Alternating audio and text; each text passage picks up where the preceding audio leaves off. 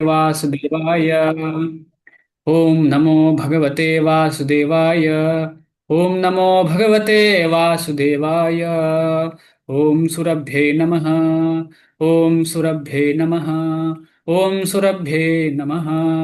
मूकं करोति वाचालं पङ्गुं लङ्घायते गिरिं यत्कृपातमहं वन्दे श्रीगुरुं दीनतारिणं श्रीचैतन्यमीश्वरं परमानन्दमाधवम्। विष्णुपृष्ठाय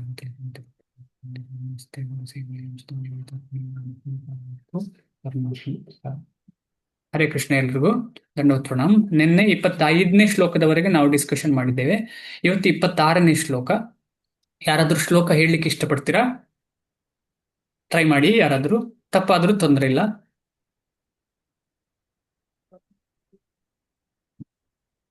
ಯಾರು ಹೇಳ್ತಿಲ್ಲ? ಶ್ರೋತ್ರಾದೀನೀಂದ್ರಿಯಾಣ್ಯನ್ಯೇ ಸಂಯಮಾಗ್ನಿಷು ಜುಹ್ವತಿ ಶಬ್ದಾದೀನ್ ವಿಷಯಾನನ್ಯ ಇಂದ್ರಿಯಾಗ್ನಿಷು ಜುಹ್ವತಿ. ಈ ಶ್ಲೋಕಗಳೆಲ್ಲ ಏನು ಹೇಳ್ತವೆ ಅಂತ ಹೇಳಿದ್ರೆ ಯಾವ ಯಾವ ರೀತಿ ಯಜ್ಞಗಳಿವೆ ಅಂತ. ಹಿಂದಿನ ಶ್ಲೋಕದಲ್ಲಿ ಎರಡು ರೀತಿಯ ಯಜ್ಞವನ್ನ ನೋಡಿದ್ದೇವೆ. ಒಂದು ಯಾವುದು? ಎರಡು ರೀತಿಯ ಯಜ್ಞ ಯಾರಿಗಾದ್ರೂ ನೆನಪಿದ್ಯಾ? ಅದು ಮಾಡಿದ್ರೆ ಏನು ಫಲ, ಅದೆಷ್ಟು ಕಷ್ಟ ಅಂತ ಕೂಡ ನಮಗೆ ಅರ್ಥ ಆಗಿದೆ. ಒಂದು ಯಜ್ಞ ಯಾವುದು? ಯೋಗ, ಅಂದ್ರೆ ದೇವರನ್ನ ಪೂಜೆ ಮಾಡುವಂಥದ್ದು, ದೇವರಿಗೆ ಯಜ್ಞ ಮಾಡುವಂಥದ್ದು. ಅದು ಯಾಕೆ ಮಾಡ್ತಾರೆ ಅಂತ ನಮ್ಗೆ ಗೊತ್ತಾಯ್ತು. ಇಂದ್ರಿಯ ತೃಪ್ತಿಗೋಸ್ಕರ ಮಾಡ್ತಾರೆ ಅಂತ ಆಯ್ತು. ಎರಡನೆಯದ್ದು ಬ್ರಹ್ಮ. ಬ್ರಹ್ಮ ಅಂತ ಹೇಳಿದ್ರೆ ಭಗವಂತನ ಏನ್ ಹೇಳುವಂಥದ್ದು, ಬಾಹ್ಯವ ಹೊರಗಿನ ಒಂದು ಜ್ಯೋತಿಯ ಮೇಲೆ ಫೋಕಸ್ ಮಾಡಿ ತನ್ನ ಆತ್ಮವನ್ನು ಆ ಜ್ಯೋತಿಗೆ ಅರ್ಪಣೆ ಮಾಡುವಂಥದ್ದು. ಅದು ಒಂದು ರೀತಿಯ ಯಜ್ಞವನ್ನು ನಾವು ಅರ್ಥ ಮಾಡ್ಕೊಂಡಿದ್ದೇವೆ. ಈಗ ಇಲ್ಲಿ ಏನೆಲ್ಲ ಮಾಡ್ತಾರೆ? ಬ್ರಹ್ಮಚಾರಿಗಳು ಮತ್ತು ಗೃಹಸ್ಥರ ಬಗ್ಗೆ ಬರ್ತಾ ಉಂಟು. ಇಲ್ಲಿ ಬ್ರಹ್ಮಚಾರಿಗಳು ಮತ್ತು ಗೃಹಸ್ಥರ ಬಗ್ಗೆ ಬರ್ತಾ ಉಂಟು. ತುಂಬಾ ಇಂಪಾರ್ಟೆಂಟ್ ಶ್ಲೋಕ. ಯಾಕೆಂದ್ರೆ ನಾವೆಲ್ಲರೂ ಹೆಚ್ಚಿನವರು ಇಲ್ಲಿ 99 ಪಾಯಿಂಟ್ ಎಲ್ಲರೂ ಗೃಹಸ್ಥರೇ. ಗೃಹಸ್ಥರು ಯಾರು ಅಂತ ನಮ್ಗೆ ಈಗಾಗಲೇ ಗೊತ್ತಾಗಿದೆ. ಸಂಘದಲ್ಲಿ ಮನೆಯಲ್ಲಿ ಇದ್ರು ಎಲ್ಲಿ ಇದ್ರು ಕೂಡ ಏಜ್ ಯಾವುದೇ ಆಗಿದ್ರು ಕೂಡ ನಾವು ಇನ್ನೊಬ್ಬರ ಮೇಲೆ, ಹಣದ ಮೇಲೆ ಡಿಪೆಂಡ್ ಆಗುದು, ಎಲ್ಲದರ ಮೇಲೆ ಡಿಪೆಂಡೆಂಟ್ ಆಗಿ ಜೀವನ ಮಾಡ್ತಿದ್ದೇವೆ. ಬ್ರಹ್ಮಚಾರಿಗಳು ವಾನಪ್ರಸ್ಥಿಗಳು ಡಿಪೆಂಡೆಂಟ್ ಅಲ್ಲ, ಅವರು ಸಂಪೂರ್ಣವಾಗಿ ಭಗವಂತನಲ್ಲಿ ಡಿಪೆಂಡ್ ಆಗಿರ್ಬೇಕು. ನಾವು ಭಗವಂತನಲ್ಲಿ ಡಿಪೆಂಡ್ ಆಗ್ತಾ ಒಳಗೊಳಗೆ ನಾವು ಒಬ್ರಿಗೊಬ್ರು ಡಿಪೆಂಡ್ ಆಗಿರ್ತೇವೆ. ಯಾಕೆ ಆಗಿರ್ತೇವೆ ಅಂತ ಹೇಳಿದ್ರೆ ನಮ್ಮ ಸಂಬಂಧ ಆ ತರ ಇರುವ ಕಾರಣ. ಅದ್ರ ಹೃದಯದಲ್ಲಿ ನಾವು ವೈರಾಗ್ಯವನ್ನ ಬೆಳೆಸಿಕೊಂಡು ನಾವು ಸಂಪೂರ್ಣ ಭಗವಂತನನ್ನು ಮಾತ್ರ ಸರೆಂಡರ್ ಆಗ್ಬೇಕು. ಭಗವಂತ ಅಂತ ಹೇಳಿದ್ರೆ ಭಗವಂತನೊಟ್ಟಿಗಿರುವಂತ ಎಲ್ಲ ವಿಚಾರಗಳು. ಈಗ ಇಲ್ಲಿ 26ನೇ ಶ್ಲೋಕ ಏನು ಹೇಳ್ತದೆ ನೋಡೋಣ. ಶ್ರೋತ್ರಾದೀನಿ ಇಂದ್ರಿಯಾಣಿ ಅನ್ಯೇ ಸಂಯಮ ಅಗ್ನಿಷು ಜುಹ್ವತಿ ಶಬ್ದಾದೀನ್ ವಿಷಯಾನಿ ಅನ್ಯ ಇಂದ್ರಿಯ ಅಗ್ನಿಷು ಜುಹ್ವತಿ. ಜುಹ್ವತಿ ಅಂತ ಹೇಳಿದ್ರೆ ಏನು? ಅರ್ಘ್ಯ ಕೊಡುವಂಥದ್ದು ಅಥವಾ ಆಹುತಿ ಕೊಡುವಂಥದ್ದು. ಆಹುತಿ ಕೊಡುವಂಥದ್ದು ಅಲ್ವಾ? ಇಲ್ಲಿ ಏನ್ ಹೇಳಿದ್ದಾರೆ? ಆಹುತಿ ಅಂತ ಕೊಟ್ಟಿದ್ದಾರೆ. ಅರ್ಪಿಸುತ್ತಾರೆ, ಆಹುತಿಯನ್ನು ಅರ್ಪಿಸುವಂಥದ್ದು. 26ನೇ ಶ್ಲೋಕ. ನೈಷ್ಠಿಕ ಬ್ರಹ್ಮಚಾರಿ ಹೇಗೆ ಏನ್ ಮಾಡ್ತಾನೆ, ಆಮೇಲೆ ನಿಜವಾದ ಗೃಹಸ್ಥ ಏನ್ ಮಾಡ್ತಾನೆ ಅಂತ ಹೇಳಿ. ಈಗ ಒಂದು ಗೃಹಸ್ಥ ಅಂತ ಹೇಳುವಾಗ ನೈಷ್ಠಿಕ ಬ್ರಹ್ಮಚಾರಿ ಅಂತ ಹೇಳಿದ್ರೆ ಏನು ನಮಗೆಲ್ಲರಿಗೂ ಗೊತ್ತು. ಅವರು ಆ ಜನ್ಮ ಅಂದ್ರೆ ಇಡೀ ಜೀವನದಲ್ಲಿ ಸ್ತ್ರೀ ಸಂಘ ಮಾಡುವುದಿಲ್ಲ, ಮನಸ್ಸಲ್ಲೂ ಸ್ತ್ರೀಯ ಬಗ್ಗೆ ಚಿಂತನೆ ಇಲ್ಲ, ಎಲ್ಲರನ್ನ ಅಮ್ಮ ಮಾತೆ ಎಂಬ ದೃಷ್ಟಿಕೋನದಿಂದ ಜೀವನ ಮಾಡುವಂತ ವ್ಯಕ್ತಿ. ಈಗ ಗೃಹಸ್ಥರ ವಿಷಯ ಬರುವ. ನಾವು ಗೃಹಸ್ಥರ ಏನು ಅಂತ ಹೇಳಿದ್ರೆ, ಈಗ ಒಂದು ಉದಾಹರಣೆ ಕೇಳ್ತೇನೆ ನಾನು ನಿಮಗೆ. ಈಗ ನಾವೆಲ್ಲ ಡ್ರೈವಿಂಗ್ ಮಾಡ್ತೀವಲ್ಲ, ಕಾರು, ಸ್ಕೂಟರು, ಬೈಕ್ ಎಲ್ಲ. 18 ಪ್ರಾಯಕ್ಕಿಂತ ಕೆಳಗಿನವರಿಗೆ ಡ್ರೈವಿಂಗ್ ಮಾಡ್ಲಿಕ್ಕೆ ಅವಕಾಶ ಇದೆಯಾ? ಲೈಸೆನ್ಸ್ ರಿಲೇಟೆಡ್ ಡ್ರೈವಿಂಗ್ ಇಲ್ಲ. ಆಯ್ತು, ಇಲ್ಲ. ಅಕಸ್ಮಾತ್ ಮಾಡಿದರೆ ಪ್ರಾಬ್ಲಮ್ ಅಲ್ವಾ? ಮಾಡಿದ್ರೆ ಸಿಕ್ಕಾಕೊಂಡ್ರೆ ಪ್ರಾಬ್ಲಮ್ ಇದೆ. ಆಯ್ತು, ಡ್ರೈವಿಂಗ್ ಲೈಸೆನ್ಸ್ ಸಿಕ್ಕಿದ ಮೇಲೆ ಹೇಗೆ ಬೇಕೋ ಹೋಗ್ಬೋದಾ? ಇಲ್ಲ. ಎಲ್ಬೋರ್ಡ್ ಹಾಕ್ಲಿಕ್ಕಿದೆ. ಎಲ್ಬೋರ್ಡ್ ಅಲ್ಲ, ನಾನೀಗ 10 ವರ್ಷ ಆಯ್ತು ಡ್ರೈವಿಂಗ್ ಲೈಸೆನ್ಸ್ ಸಿಕ್ಕಿ. ನಾನು ಅಪೋಸಿಟ್ ಸೈಡ್ ಅಲ್ಲಿ ಫಾಸ್ಟ್ ಓಡಿಸ್ಬೋದಾ? ಸಿಗ್ನಲ್ ಬ್ರೇಕ್ ಮಾಡ್ಬೋದಾ? ರೂಲ್ಸ್ ಫಾಲೋ ಮಾಡ್ಬೇಕು. ಆ ರೂಲ್ಸೇ ಗೃಹಸ್ಥಾಶ್ರಮ. ಸಿಂಪಲ್ ವಿಷಯ. ಲೈಸೆನ್ಸ್ ಸಿಕ್ಕಿದೆ ಅಂತ ಹೇಳಿ ರೂಲ್ಸ್ ಬ್ರೇಕ್ ಮಾಡೋದಲ್ಲ ಶಾಸ್ತ್ರದ್ದು ಅಂತ ಹೇಳುವಂಥದ್ದು. ಈಗ ನಾವು ಕಾಮನ್ ನಮ್ಮ ಲೈಫಲ್ಲೇ ನಾವು ನಮ್ಮ ಗವರ್ಮೆಂಟ್ ಇಂದ ರೂಲ್ಸ್ ಅನ್ನೇ ಬ್ರೇಕ್ ಮಾಡ್ಲಿಕ್ಕೆ ಭಯ ಪಡ್ತೀವಿ. ನಮ್ಗೆ ಕಾಣದೇ ಇಲ್ಲ ಭಗವಂತನೇ ಇಲ್ಲ ಅಂತ ಹೇಳಿ ನಮ್ಮ ಒಳಗೊಳಗೆ ನಾವೆಲ್ಲ ಏನ್ ಮಾಡ್ತೀವಿ? ಭಗವಂತ ಹಾಕಿದಂತ ರೂಲ್ಸ್ ಅನ್ನ ಬ್ರೇಕ್ ಮಾಡ್ತೀವಿ. ಭಗವಂತ ಹಾಕಿದ ರೂಲ್ಸ್ ಅನ್ನ ನಾವೆಲ್ಲರೂ ಎಲ್ಲರೂ ಒಂದಲ್ಲ ಒಂದು ರೀತಿಯಲ್ಲಿ ಬ್ರೇಕ್ ಮಾಡ್ತೀವಿ. ಉದಾಹರಣೆಗೆ ಆ ಹಸಿವೆ ಆಗ್ತದೆ ಅಂತ ಹೇಳಿ ನಾವು ತಿಂತಾ ಇರ್ತೇವೆ, ಅಡಿಗೆ ಮಾಡ್ತಾ ಇರ್ತೇವೆ. ಈಗ ಹೆಚ್ಚಿನವರ ಮನೇಲಿ ನಾವೆಲ್ಲ ಅಡಿಗೆ ಮಾಡ್ತೇವಲ್ಲ, ನಮ್ಮ ಜೀವನ ನೋಡಿ ಹೇಗೆ ಅಂತ ಹೇಳಿ ನಾನು ಮಾಡಿದ್ದನ್ನೇ ನಾನು ಹೇಳುದು, ಬೇರೆಯವರಿಗೆ ಹೇಳ್ತಾ ಇಲ್ಲ. ನಾನು ಏನ್ ಮಾಡ್ತೇನೆ, ನಾನು ಚಿಕ್ಕದಿರುವಾಗ ಅಮ್ಮ ತೆಂಗಿನಕಾಯಿ ಹೆರಿ ಅಂತ ಹೇಳ್ತಾ ಇದ್ರು. ಅಮ್ಮ ನನಗೆ ಕೂತ್ಕೊಂಡು ತೆಂಗಿನಕಾಯಿ ಹೆರಿ ಅಂತ ಹೇಳ್ತಾ ಇದ್ರು. ನಾನು ತೆಂಗಿನಕಾಯಿ ಹೆರಿತಾ ಇದ್ದೆ, ಹೆರಿಯೋ ಜೊತೆಯಲ್ಲಿ ಬಾಯಿಗೂ ಹಾಕ್ತಾ ಇದ್ದೆ. ಹೆರಿಯೋ ಜೊತೆಯಲ್ಲಿ ಬಾಯಿಗೂ ಆಗ್ತಾ ಇದೆ, ಟೇಸ್ಟ್ ಚೆನ್ನಾಗಿದೆ, ಇನ್ನೂ ಜಾಸ್ತಿ ಅದರ ಒಂದು ಶಕ್ತಿಯಿಂದ ಇನ್ನೂ ಜಾಸ್ತಿ ಹೆರಿಯುವಂಥದ್ದು. ಆಮೇಲೆ ಪಲ್ಯಕ್ಕೆ ಕಟ್ ಮಾಡು ಅಂತ ಹೇಳ್ತಾ ಇದ್ರು, ಬದನೆ ಅಲ್ಲ, ಯಾವ್ದಾದ್ರು ಒಳ್ಳೆ ಸ್ವೀಟ್ ಇರುವಂಥದ್ದು, ಕುಂಬಳಕಾಯಿ ಆತರ ಏನಾದ್ರೂ ಒಂದು ಸ್ವೀಟ್ ಇರುವಂಥದ್ದು ಕಟ್ ಮಾಡು ಅಂತ ಹೇಳುವಾಗ ಅದು ಒಂದು ಪೀಸ್ ಬಾಯಿ ಒಳಗೆ ಹೋಗ್ತಿತ್ತು. ಆಮೇಲೆ ಏನು, ಈಗ ಫೇಮಸ್ ಏನು ಈಗಿನ ಕಾಲದಲ್ಲಿ ಅಂದ್ರೆ ಈ ಸಮಯಕ್ಕೆ ಏನು, ಕಲ್ಲಂಗಡಿ ಹಣ್ಣು, ಮಂಗಳೂರು ಕಡೆ ಬಚ್ಚಂಕಾಯಿ ಅಂತ ಹೇಳ್ತಾರೆ. ಕಲ್ಲಂಗಡಿ ಹಣ್ಣು ಕಟ್ ಮಾಡಿ ಇನ್ನೊಬ್ಬರಿಗೆ ಕೊಡೋಕ್ಕಿಂತ ಮುಂಚೆ ಒಂದು ಬಾಯಲ್ಲಿ ಹಾಕಿ ಆಗಿರ್ತದೆ. ಅಂದ್ರೆ ಏನಿದು, ಇದೇನು ಲೈಸೆನ್ಸ್ ಅನ್ನ ದುರುಪಯೋಗ ಪಡಿಸಿದ್ದು ನಾನು. ನಂಗೆ ಲೈಸೆನ್ಸ್ ಸಿಕ್ಕಿದೆ, ಆದ್ರೆ ಅದನ್ನ ದುರುಪಯೋಗ ಪಡಿಸಿದ್ದೇನೆ ನಾನು. ಇದು ಸಿಂಪಲ್ ವಿಷಯ. ನೋಡ್ಲಿಕ್ಕೆ ಏನಪ್ಪ, ನನಗೆ ಹಸಿವು ಆಗ್ತಾ ಉಂಟು, ನಾನು ತಿಂತಾ ಇದ್ದೇನೆ, ಏನ್ ಪ್ರಾಬ್ಲಮ್? ಅದ್ರ ರೂಲ್ಸ್ ಇದೆ. ಆ ರೂಲ್ಸ್ ಏನು ಅಂತ ಹೇಳಿದ್ರೆ ಭಗವಂತನಿಗೆ ಅರ್ಪಿಸಬೇಕು. ಅರ್ಪಿಸುವಕ್ಕಿಂತ ಮುಂಚೆ ನಾವು ಅದನ್ನ ಕಾಯ ವಾಚ ಮನಸ ಆಸೆ ಪಡುವ ಹಾಗೆ ಇಲ್ಲ. ಇದು ಬೇಸಿಕ್, ಹೈಯೆಸ್ಟ್ ಡಿವೋಷನಲ್ ಸರ್ವಿಸ್ ಅಲ್ಲ, ದೊಡ್ಡ ಭಕ್ತಿಯೂ ಅಲ್ಲ, ಇಲ್ಲಿ ಬೇಸಿಕ್ ಏನು, ನಾವು ಸ್ವಲ್ಪನೂ ಅದು ಆಸೆ ಪಡಬಾರ್ದು. ಇದು ಎಲ್ಲಿ ಮಾಡ್ತಾರೆ? ಎಲ್ಲಾ ದೇವಸ್ಥಾನಗಳಲ್ಲಿ ಮಾಡ್ತಾರೆ. ಈಗ ದೇವಸ್ಥಾನಕ್ಕೆ ಯಾರಾದ್ರೂ ಅಡಿಗೆಗೆ ಹೋಗಿದ್ದಾರೆ ಅಂತ ಹೇಳಿದ್ರೆ ಅಲ್ಲಿ ಹೋಗಿ ಟೇಸ್ಟ್ ಮಾಡ್ತಾರ? ಇಲ್ಲ. ಈಗ ಭೂತಕೋಲ ಅಂತ ಇದೆ ಊರಿನಲ್ಲಿ, ಅಲ್ಲಿ ಹೋಗಿ ಭೂತಕೋಲದಲ್ಲಿ ಟೇಸ್ಟ್ ಮಾಡ್ತಾರ? ಇಲ್ಲ. ಎಲ್ಲಿ ಹೋದ್ರು ಅದನ್ನ ಟೇಸ್ಟ್ ಮಾಡೋದಿಲ್ಲ. ಯಾವಾಗ ದೇವರಿಗೆ ಕೊಡದೆ ನಾವು ಟೇಸ್ಟ್ ಮಾಡೋದಿಲ್ಲ. ಅದು ಇದೆ ಶಾಸ್ತ್ರ, ನಮಗೆ ಗೊತ್ತು. ಆದ್ರೆ ಮನೆಯಲ್ಲಿ ಮಾತ್ರ ನಾವು ಒಂದೊಂದೇ ಪೀಸ್ ಬಾಯಿಗೆ ಹಾಕ್ತೇವೆ. ಆಮೇಲೆ ಅದು ಚೆನ್ನಾಗಿದೆ ಅಂತ ಹೇಳಿ ಕಟ್ ಮಾಡ್ತೀವಿ. ಅಡಿಗೆ ಮಾಡುವಾಗ ಉಪ್ಪು ಸರಿಯಾಗಿದ್ವಾ ನೋಡ್ಲಿಕ್ಕೆ ಟೇಸ್ಟ್ ಮಾಡ್ತೀವಿ. ಈ ಟೇಸ್ಟ್ ಮಾಡುದು ಅಂತ ಹೇಳಿದ್ರೆ ಇಂದ್ರಿಯ ತೃಪ್ತಿ, ಅದು ರೂಲ್ಸ್ ಅನ್ನ ಬ್ರೇಕ್ ಮಾಡಿದ್ದು ಅಂತ ಅರ್ಥ. ಸಿಂಪಲ್ ವಿಷಯವನ್ನ ಹೇಳ್ತಾ ಇರೋದು, ಇದರಿಂದ ಪಾಪ ಆಗ್ತದೆ ಅಂತಲ್ಲ. ಆದ್ರೆ ರೂಲ್ಸ್ ಬ್ರೇಕ್ ಮಾಡುದು ಹೀಗೆ ಸ್ವಲ್ಪವೇ. ಕಳ್ಳ ಆಗುದು ₹1 ಕದ್ರೆ ಒಂದು ಕಳ್ಳನೇ, ಆನೆ ಕದ್ರು ಕಳ್ಳನೇ. ಹೆಸರಿದೆಯಲ್ಲ, ಆನೆ ಕದ್ದರು ಕಳ್ಳ, ಆಮೇಲೆ ಯಾರ್ಯಾರು ನೆನಪಿದ್ಯಾ? ಯಾವ್ದು ಕದ್ರೆ ಕಳ್ಳ? ಅಡಿಕೆ ಕದ್ದರು ಕಳ್ಳ, ಆನೆ ಕದ್ದರು ಕಳ್ಳ.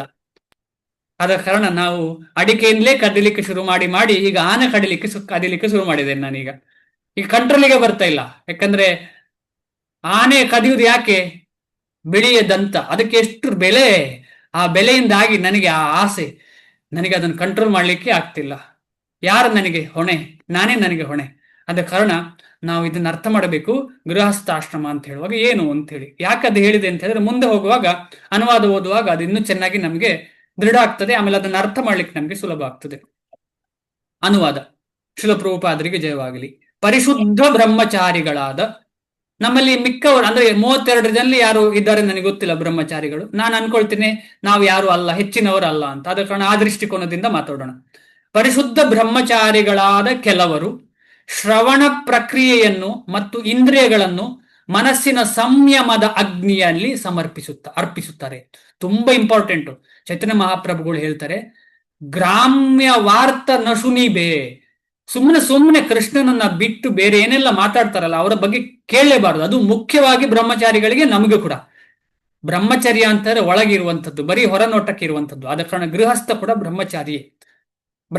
ಅವನಿಗೆ ಲೈಸೆನ್ಸ್ ಸಿಕ್ಕಿದೆ ಅಂತ ಹೇಳಿ ಅವನು ಬ್ರಹ್ಮಚಾರಿ ಅಲ್ಲ ಅಂತ ಅಲ್ಲ, ಬ್ರಹ್ಮಚಾರಿ. ಆದ ಕಾರಣ ಈ ಮೊದಲನೇದು ತುಂಬಾ ಇಂಪಾರ್ಟೆಂಟು. ಶ್ರವಣ ಪ್ರಕ್ರಿಯೆಯನ್ನು ಮತ್ತು ಇಂದ್ರಿಯಗಳನ್ನ ಸಂಯಮದ ಅಗ್ನಿಯಲ್ಲಿ ಅರ್ಪಿಸುತ್ತಾರೆ. ಈ ಸಂಯಮ ಅಂದ್ರೆ ಏನು? ಸಂಯಮ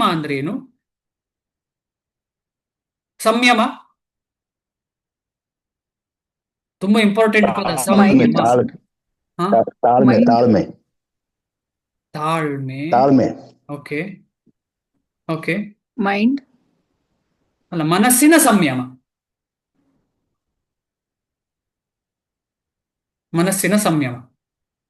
ಕಂಟ್ರೋಲ್ ಮನಸ್ಸು ಕಂಟ್ರೋಲ್ ಪ್ರಭು. ಕಂಟ್ರೋಲ್. ದಂಡವತ್. ಕಂಟ್ರೋಲ್. ಕಂಟ್ರೋಲ್ ಅಂದ್ರೆ ಏನು? ಹದ್ಬಸ್ತಲ್ಲಿ ಇಟ್ಕೊಳ್ಳೋದು ಮನಸ್ಸನ್ನ. ಹದ್ದು ಬಸ್ತಲ್ಲಿ ಇಟ್ಕೊಳ್ಳೋದು. ಹದ್ದು ಬಸ್ತಲ್ಲಿ ಹೇಗೆ ಇಟ್ಕೊಳ್ಳಿಕ್ಕೆ ಸಾಧ್ಯ?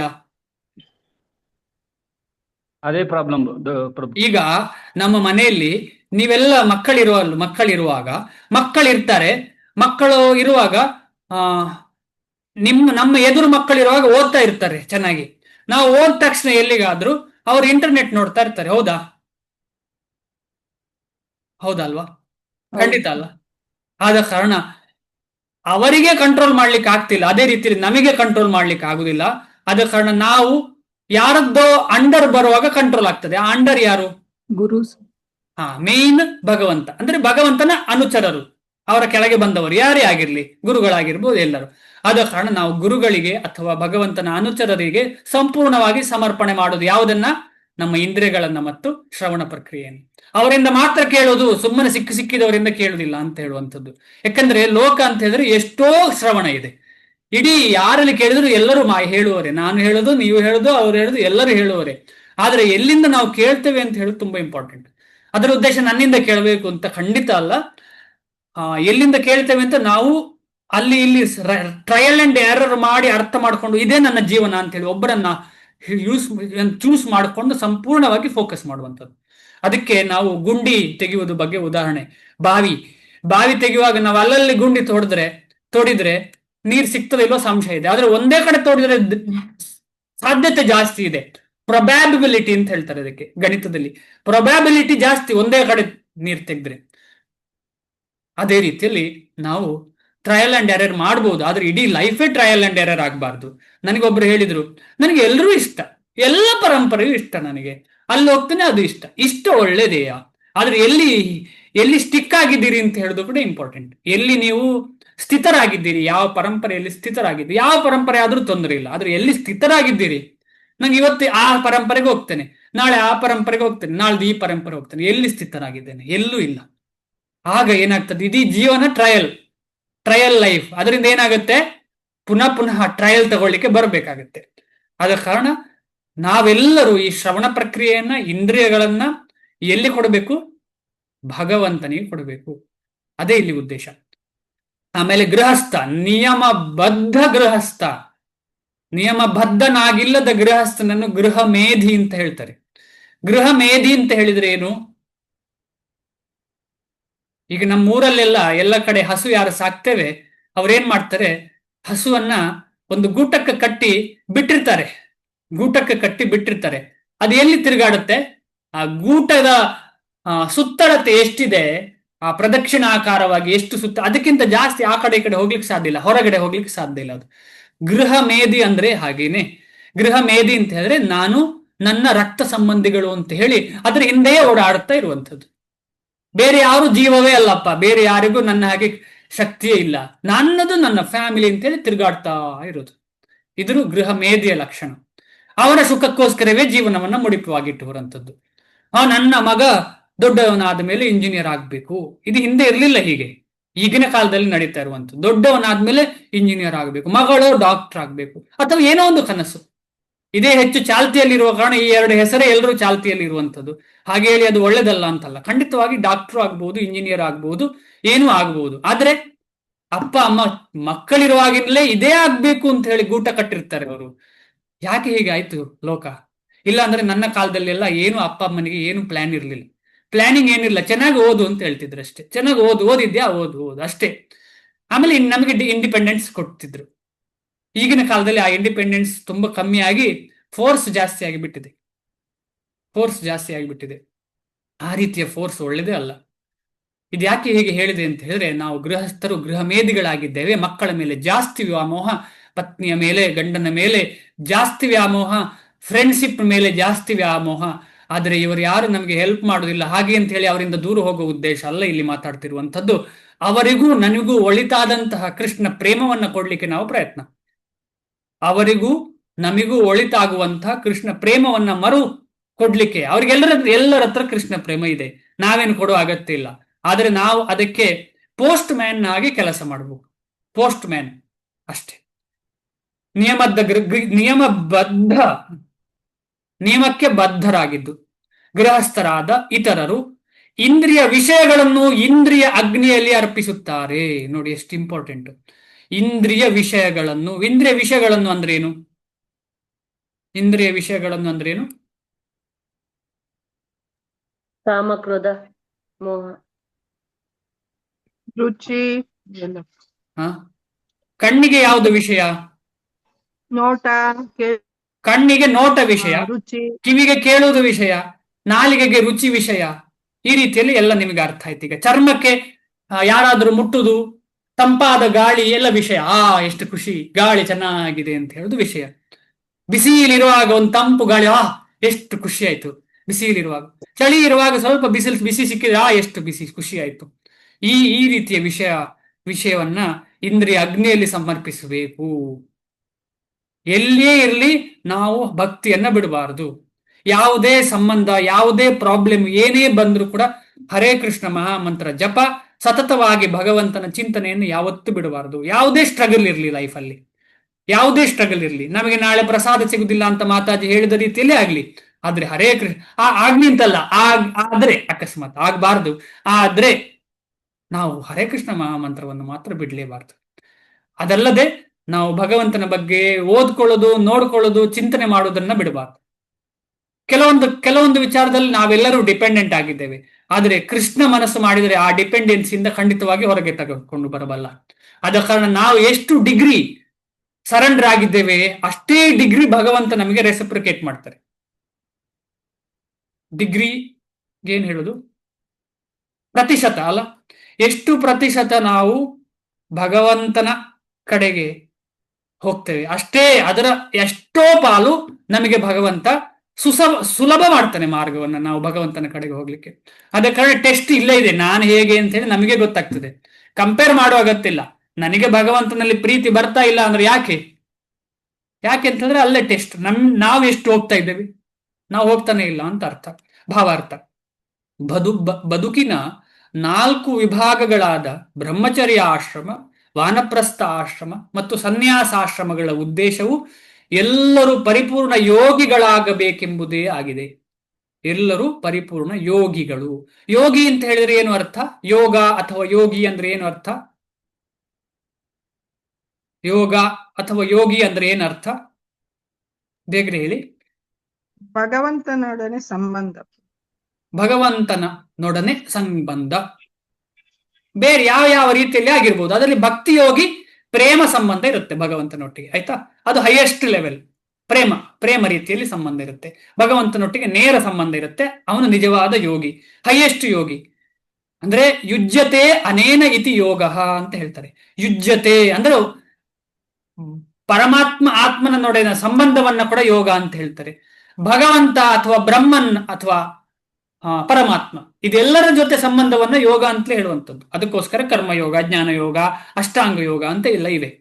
ಆದರೆ ಅದರಲ್ಲೆಲ್ಲಕ್ಕಿಂತ ಮಿಗಿಲಾದ ದೊಡ್ಡ ಯೋಗ ಅಂತ ಹೇಳಿದ್ರೆ ಭಕ್ತಿ ಯೋಗ. ಯಾಕೆಂತಾರೆ ಅಲ್ಲಿ ನಿಜವಾದ ಸಂಬಂಧ, ಅದು ಭಕ್ತಿ, ಅಲ್ಲಿ ಪ್ರೇಮ, ಅಲ್ಲಿ ಮುಖ್ಯವಾಗಿ ಸೇವಾ ಆನಂದ ಇರ್ತದೆ. ನಿನ್ನೆ ಮಾತಾಡಿದ್ದೇವೆ ನಾವು.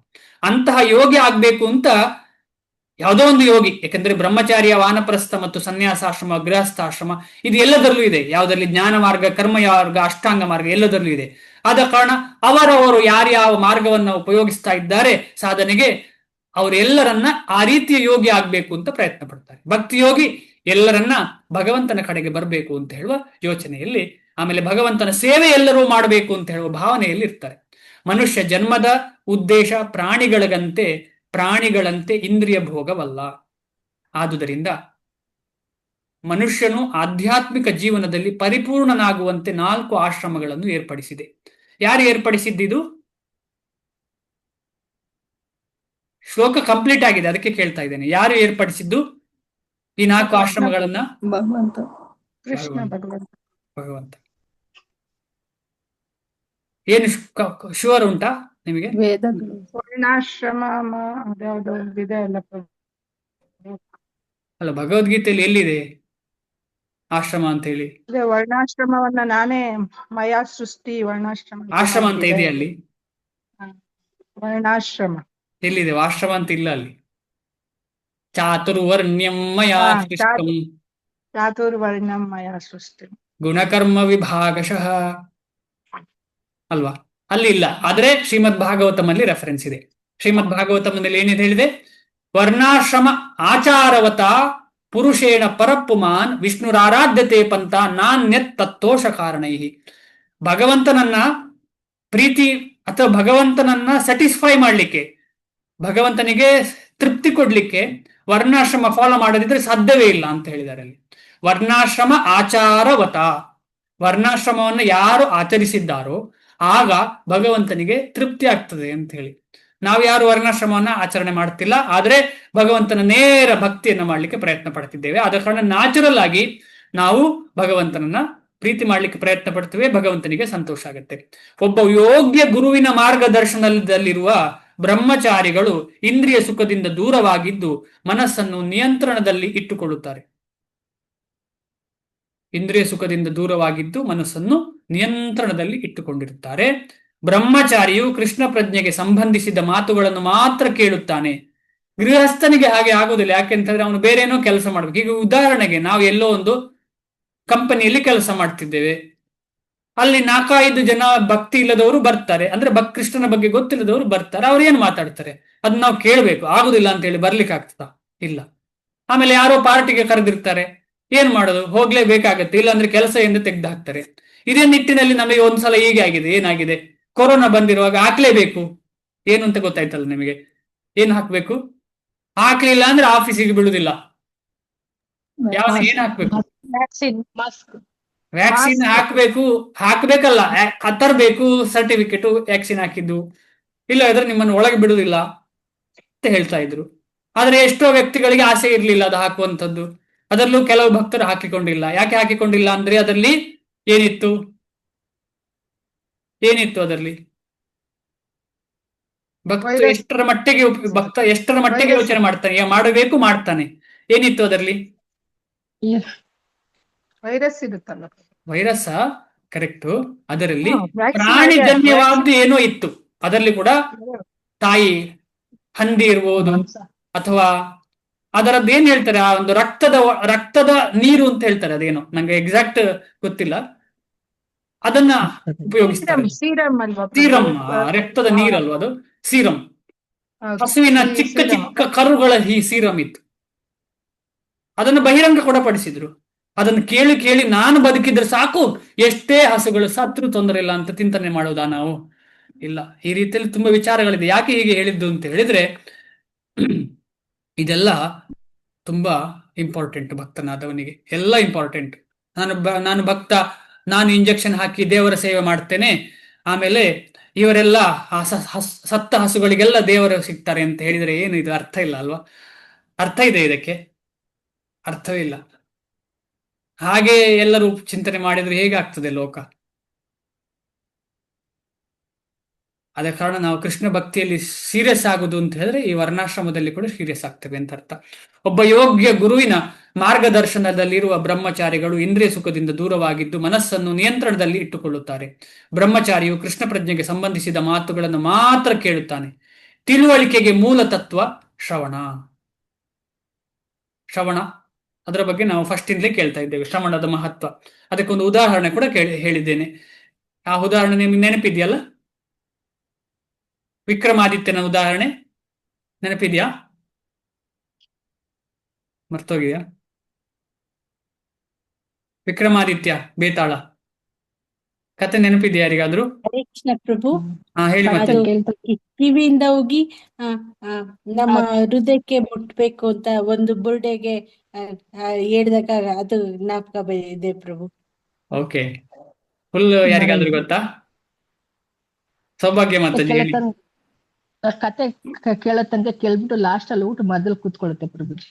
ಭೂತ ಕತೆ ಕೇಳ್ತಾ ಇರ್ತಾರಲ್ಲ,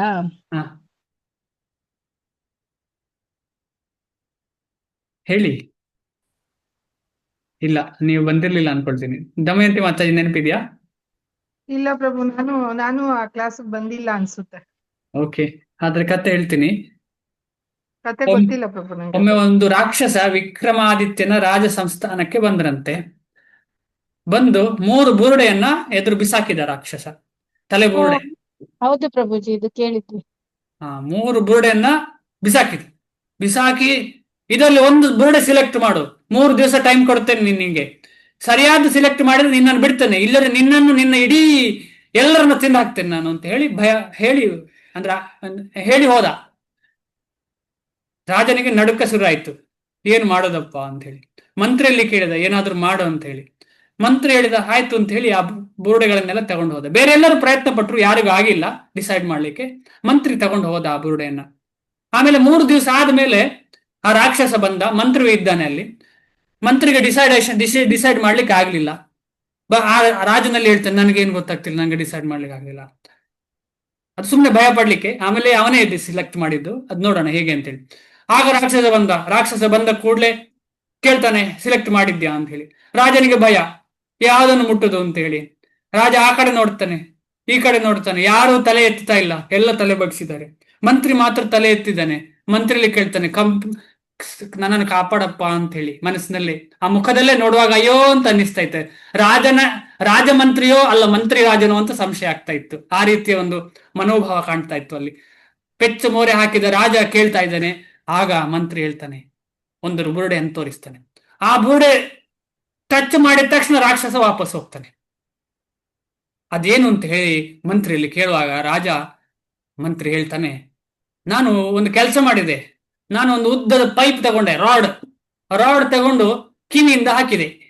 ಆ 1ನೇ ಬುರುಡೆಯಲ್ಲಿ ಕಿವಿಯಿಂದ ಹಾಕಿದ್ದು ಈ ಕಿವಿಯಿಂದ ಹೋಯ್ತು. ಸ್ವಲ್ಪ ಫ್ಲೆಕ್ಸಿಬಿಲಿಟಿ ರಾಡ್ ಇತ್ತ ಏನೋ. 2ನೇದು ಹಾಕುವಾಗ ಇಲ್ಲಿಂದ ಹೋಯ್ತು, ಆಮೇಲೆ ಬಾಯಿಂದ ಹೋಯ್ತು.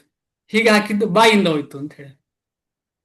ಆಮೇಲೆ 3ನೇ ತಲೆ ಬುರುಡೆ ನಾನು ನೋಡುವಾಗ ಕಿವಿಯಿಂದಲೂ ಹೋಗಿಲ್ಲ, ಬಾಯಿಂದಲೂ ಹೋಗಿಲ್ಲ, ಸೀರಾ ಒಳಗಡೆ ಹೃದಯಕ್ಕೆ ಹೋಯ್ತು ಅಂತ. ಆ ಹೃದಯಕ್ಕೆ ಹೋದ ಒಂದು ಬುರುಡೆ ಇದೆಯಲ್ಲ, ಅದು ಮಹಾಭಕ್ತನದ್ದೋ ಯೋಗಿಯದ್ದೋ ಆಗಿತ್ತು. ಅದ ಕಾರಣ ಅಂತಹವರಾಗ್ಬೇಕು ನಾವು. ಶ್ರವಣದ ಮಹತ್ವ ಅದು. ಆ ಉದಾಹರಣೆ ಕೊಟ್ಟು ನಾವು ಶ್ರವಣ ಎಷ್ಟು ಇಂಪಾರ್ಟೆಂಟ್ ಅಂತ ಹೇಳಿ ಅರ್ಥ ಮಾಡ್ಕೊಂಡಿದ್ದೇವೆ. ಯಾಕೆಂತ ಹೇಳಿದ್ರೆ ಶುದ್ಧತೆ, ಶ್ರವಣದಿಂದಲೇ ನಾವು ಹೃದಯ ಶುದ್ಧತೆ ಆಗುದು. ಶ್ರೀಮದ್ ಭಾಗವತ ಹೇಳ್ತದೆ, ಶ್ರವಣದಿದ್ದೇವೆ. ಶೃಣ್ವತಾಂ ಸ್ವಕತಃ ಕೃಷ್ಣ ಪುಣ್ಯ ಶ್ರವಣ ಕೀರ್ತನ ಹೃದಯ ಅಂತಸ್ಥಃ ಹಿ ಅಭದ್ರಾಣಿ ವಿದುನೋತಿ ಸುಹೃತ್ ಸಹತಾಂ. ಯಾವ ರೀತಿಯಲ್ಲಿ ನಾವು ಭಗವಂತನ ಬಗ್ಗೆ ಶ್ರವಣ ಮಾಡ್ತೀವಿ, ಅಷ್ಟು ಜಾಸ್ತಿ ನಾವು ಹೃದಯ ಶುದ್ಧಿ ಆಗ್ತಾ ಹೋಗ್ತದೆ. ಆ ಶುದ್ಧಿ ಆದಷ್ಟು ನಾವಿಗೆ ಏನಾಗ್ತದೆ, ಕೃಷ್ಣನ ಬಗ್ಗೆ ಯೋಚನೆ ಆಗ್ತದೆ. ಕೃಷ್ಣನ ಬಗ್ಗೆ ಯೋಚನೆ ಆದ್ರೆ ಏನಾಗ್ತದೆ, ಎಲ್ಲಾ ಯೋಚನೆಗಳ ಲಹರಿಗಳು ಕೃಷ್ಣನದ್ದೇ ಆಗುವಾಗ ಎಲ್ಲಿ ಹೋಗ್ತೇವೆ, ಕೃಷ್ಣನ ಕಡೆ ಹೋಗ್ತೇವೆ. ಅಷ್ಟೇ ಸಿಂಪಲ್. ಸೈನ್ಸ್ ಸಿಂಪಲ್, ಆದ್ರೆ ಮಾಡ್ಲಿಕ್ಕೆ ಕಷ್ಟ. ಯಾಕೆ ಕಷ್ಟ ಅಂದ್ರೆ ನಾವು ಅಷ್ಟು ಜನ್ಮಾಂತರಗಳಿಂದ ಶ್ರವಣ ಮಾಡಿ ಬಂದದ್ದು ಯಾರನ್ನ? ಗ್ರಾಮ್ಯ ಕಥೆ ಅಂತ ಹೇಳಿದ್ರೆ ಅವರಿವರು ಹೇಳಿದ್ದನ್ನು ಕೇಳುದು ಅಷ್ಟೇ. ಶಾಸ್ತ್ರ ಬೇಡ, ಕೃಷ್ಣ ಬೇಡ, ಭಗವಂತ ಬೇಡ. ಆದುದರಿಂದ ಶುದ್ಧ ಬ್ರಹ್ಮಚಾರಿಯು ಹರೇರ್ ನಾಮಾನುಕೀರ್ತನಂ ಅಥವಾ ನಾಮ ಸಂಕೀರ್ತನೆ ಮತ್ತು ಭಗವಂತನ ಮಹಿಮೆಯನ್ನು ಕೇಳುವುದು, ಇವುಗಳಲ್ಲಿಯೇ ಸಂಪೂರ್ಣವಾಗಿ ತೊಡಗುತ್ತಾನೆ. ಅವನು ಪ್ರಾಪಂಚಿಕ ಶಬ್ದಗಳನ್ನು ಆಲಿಸದೆ ಹರೇ ಕೃಷ್ಣ ಎಂಬ ಆಧ್ಯಾತ್ಮಿಕ ಶಬ್ದವನ್ನು ಕೇಳುವುದರಲ್ಲಿ ತೊಡಗುತ್ತಾನೆ. ಈಗ ನಮಗೆ ತುಂಬಾ ಜೀವನದಲ್ಲಿ ಏನೇನೋ ಪ್ರಾಬ್ಲಮ್ ಆಗುತ್ತೆ. ಈಗ ನಮ್ಗೆ ಇಷ್ಟ ಇಲ್ಲದೆ ಏನೋ ಯಾರೋ ಹೇಳ್ತಾರೆ ಅಂತ ಹೇಳಿದ್ರೆ ನಾವು ಒಳಗಿಂದ ಒಳಗೆ ಹರೇ ಕೃಷ್ಣ ಕೃಷ್ಣ ಕೃಷ್ಣ ಹರೇ ಅವ್ರಿಗೆ ತಲೆ ಅಲ್ಲಾಡಿಸ್ತಾ ಮನಸ್ಸಿನಲ್ಲಿ ಹರೇ ಕೃಷ್ಣ ಕೃಷ್ಣ ಕೃಷ್ಣ ಹರೇ ಹರೇ ಹರೇ ರಾಮ್ ರಾಮ್ ರಾಮ್ ಹರೇ ಹರೇ ಹೇಳ್ಬೋದೇ, ಏನ್ ಕಷ್ಟ. ಹಾಗೆ ಶುರು ಮಾಡ್ಬೇಕು ನಾವು.